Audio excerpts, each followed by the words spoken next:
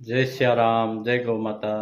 આપણે આજે ગાય માતાને ખાણ દેવાનું છે ઔષધિઓ નાખીને, તે તમને હું બતાવું। ઔષધિઓ કઈ કઈ ગુણકારી છે, કેટલી ફાયદાકારક છે, અને આપણે એનું દૂધ કે ઘી ખાઈ તો કેટલો ફાયદો થાય એ પણ હું તમને આગલા વિડીયોમાં બતાવીશ। આપણે ઔષધિઓ જે છે એ આ કાળી જીરી છે, આ હવા છે, આ નિમક છે, કાર્બન છોડા છે, હિંગ છે, પછી હળદર છે, પછી મેથી, સત્તાવરી, અશ્વગંધા અને ટોપરું,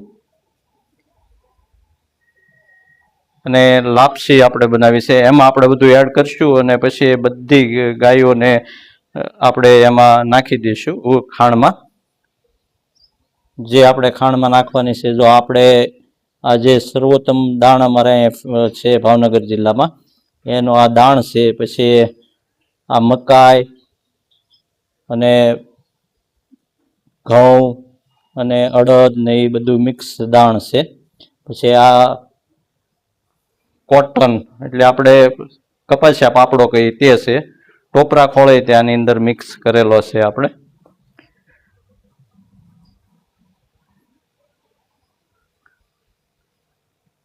હવે આપણે લાપસીની અંદર બધી ઔષધિઓ એડ કરશું। પછી આપણે બધાય ગાયોને એક એક સાલ્યું આપણે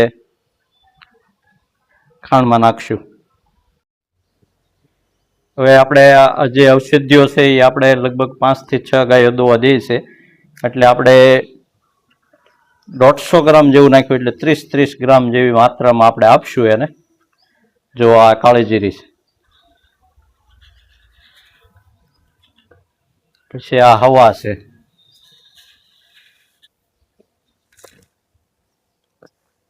આ કાર્બન છોડા છે, એને આપણે આપણી આ પ્રમાણે આ રીતે સમસી ભરીને નાખી દઈશું। પછી આ નિમક છે, નિમક પ્રમાણિક,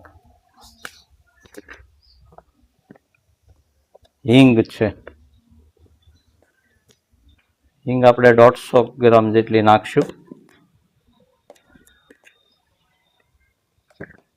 હળદર છે, હળદર આપણે 100 ગ્રામ જેટલી નાખશું, એટલે બધાને પ્રમાણિકમાં રહે। મેથી છે,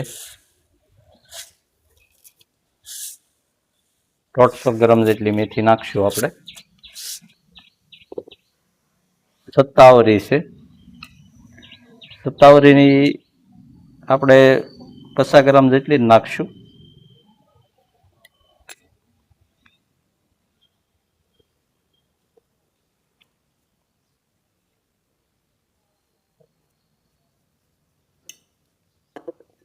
અશ્વગંધા છે,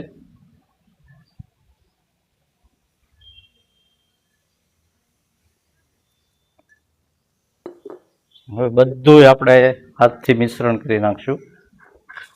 આ ટોપરું છે, નાના નાના ટુકડા કરી નાખશું।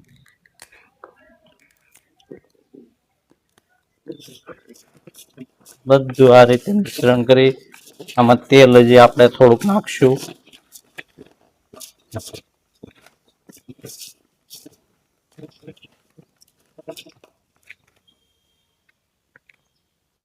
જો આપણે તેલ છે ભાઈ, તેલ આમાં નાખેલું જ છે, છતાંય તે આપણે થોડુંક ઉપરથી નાખીએ।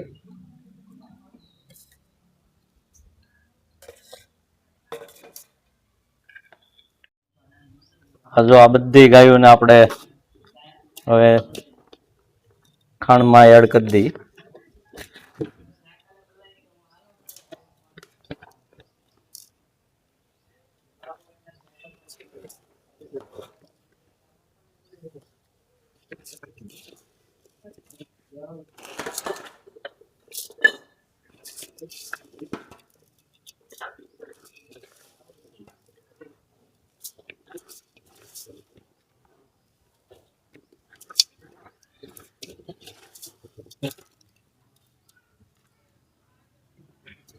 બસ